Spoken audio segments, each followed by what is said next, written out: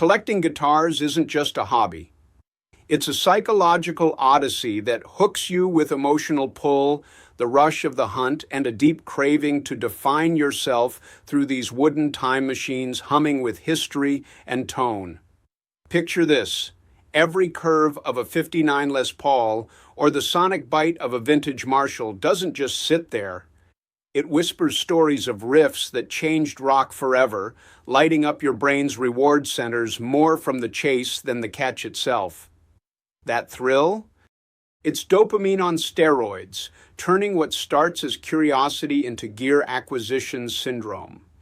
We'll call it GAS for short. It strikes where you're scrolling reverb at 2 a.m., convincing yourself that one more guitar will finally nail that elusive tone, even as your wall of axes gathers dust. As that fixation deepens, emotional bonds take over, blending nostalgia with identity. Guitars become vessels for memories like the first axe you saved for, or the one that evokes a hero's solo, filling voids creativity leaves behind. Fear of missing out kicks in hard, FOMO, on a rare signature model tied to your childhood idols, and suddenly you're not just buying, you're curating a legacy, rationalizing storage hacks and budget stretches, because the joy of possession far outweighs the clutter. It's harmless passion for most, but for some, it tips into obsession, mirroring how collectors worldwide chase completion, where the high of acquisition rivals any stage rush. Take Joe Bonamassa's Nerdville shrine, which packs hundreds of guitars and amps.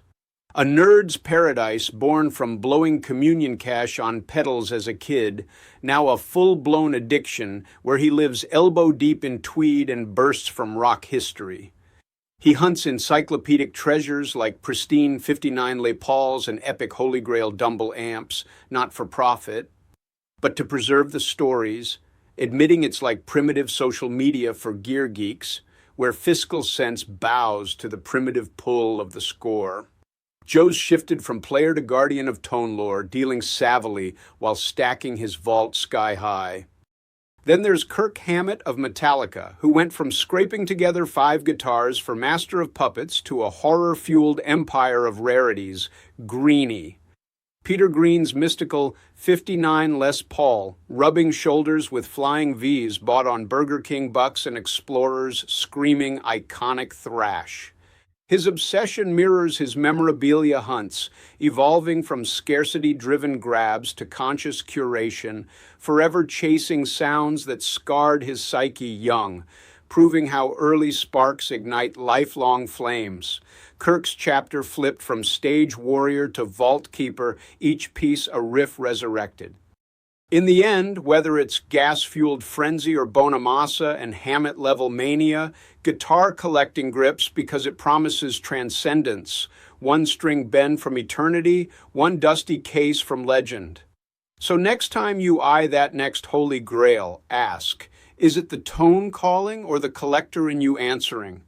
Share your guitar stories in the comments below. And stay in tune.